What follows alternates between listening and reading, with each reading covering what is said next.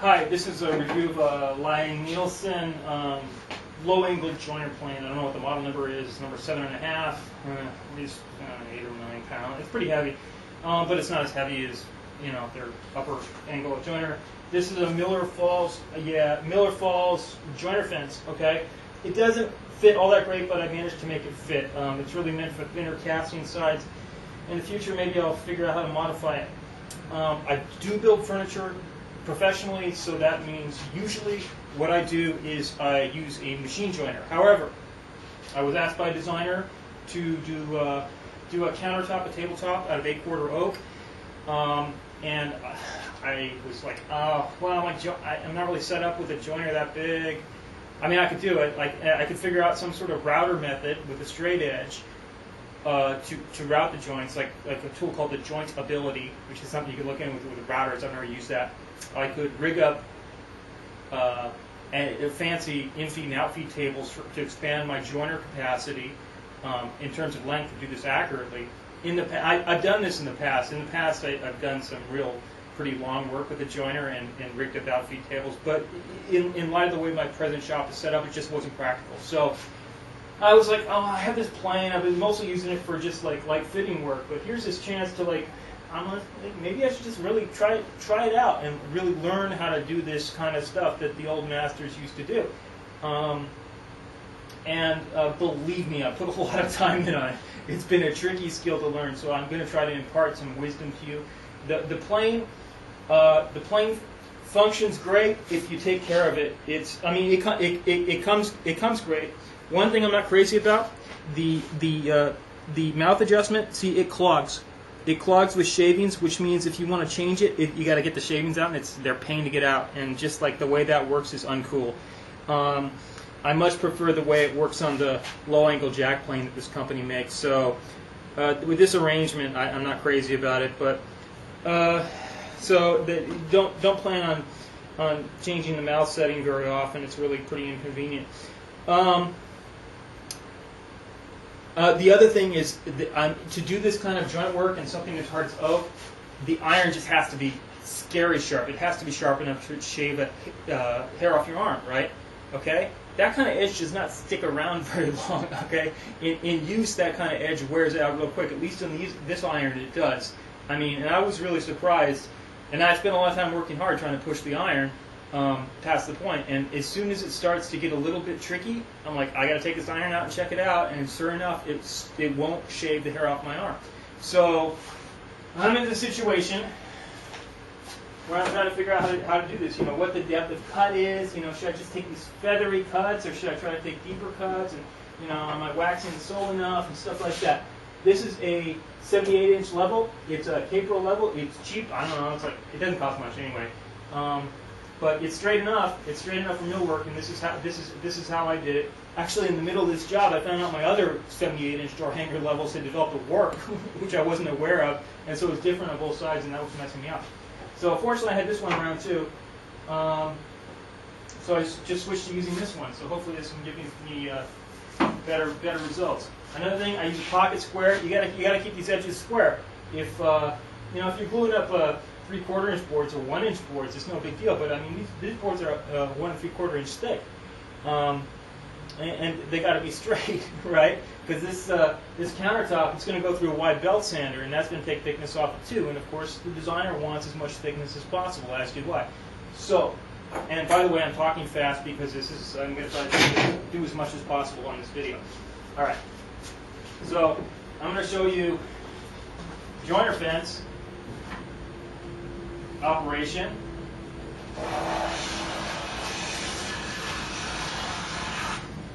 And you'd think that the joiner fence would just make you perfect and all this kind of stuff. And joiner fences are famously hard to balance on edges and get accurate edge joints with. And I can tell you, it's real easy to, even with the joiner fence, it's real easy to mess it up. It's real easy to unintentionally put English in the way the plane is working. So I'm using this joiner fence to try to straighten out a little bit of English in this board that I put on there, probably using it, trying to correct the edges by hand, or maybe using the joiner fence with the iron duller earlier. It's a little low here. I mean, this would be acceptable. Probably nobody would notice if it's bad glue line, but I'm going to try to make it kind of as good as I can make it. Because I'm learning how to, well, let's see what the tool will do. And actually, I may wind up making the edge a little bit hollow on the inside. So I'm still trying to make this edge square with the fence.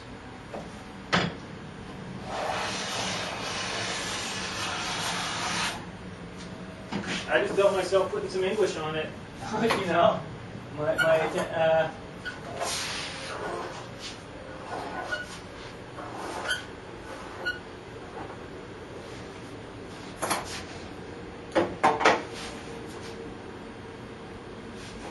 Tricky. There's a little bump right here, I could tell, you know? So maybe I can get this bump off.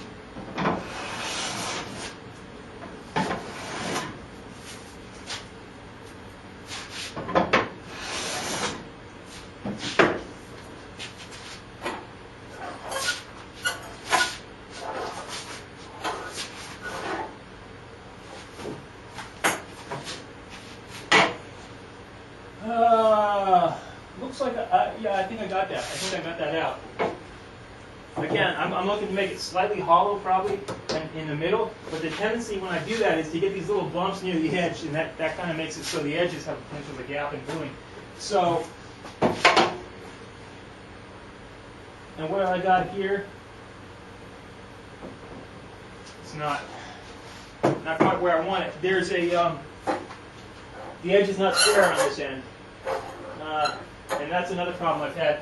I mean, think about it. I mean, you got to hold the plane at 90 degrees. The thing, if you're taking an edge like straight off the table saw and it's 90 degrees, that's one thing to just hold it on there.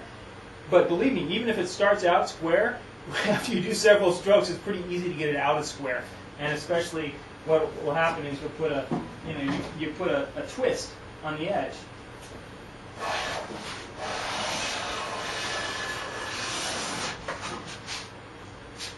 And, you know, what I'm finding is that I don't take a consistent, like, even shaving off every time, you know? Even when I've got it pretty dialed in, that's like, you know, that's kind of a mythical creature, that long, straight 2-inch wide shaving, okay? It's not happening for me here. So I'm working the whole edge sometimes, and other times I'm working parts of the edge to try to correct errors I've created. That's a pretty consistent shaving. I mean, that's one of the more consistent ones I've gotten as I've been learning to use this tool better.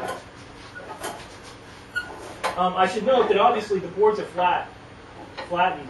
I'm going to stop working this, and I'm going to get the other board. I'm going to check the time.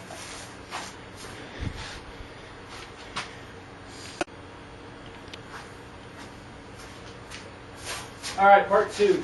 The other board is in place. This is it. I can put my straight edge on here, and there's some, you know, it's going to teeter-totter a little bit. There's a bulge here, a belly in the middle. You probably can't see, but I have a cabinet maker's triangular mark made right here that tells me how they go. So I put the other board on top, and yeah, it's you know, it's teeter-tottering on this. It's teeter-tottering. So I'm going to have to take that belly out of the middle. And also, earlier I had put a rather crooked edge on there, just trying to make the tool figure this joiner plane out. You know, I'm trying to be all like, oh, I have such good balance. I can get it all accurate just with my craftsman's intuition. I don't need the fence, or it doesn't need to be razor sharp. I hope my rambling makes sense. Basically what I'm saying is, like, this kind of work can really outsmart you. You have to be really, I think you have to be really humble and really willing to go after a solution.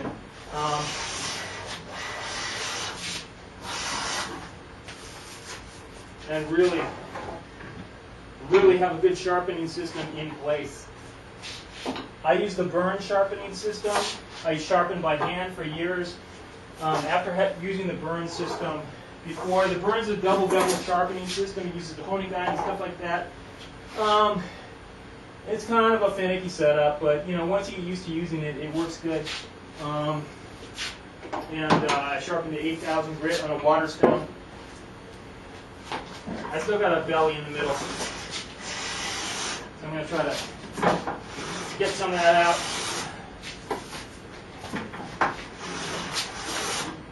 I feel the iron getting duller,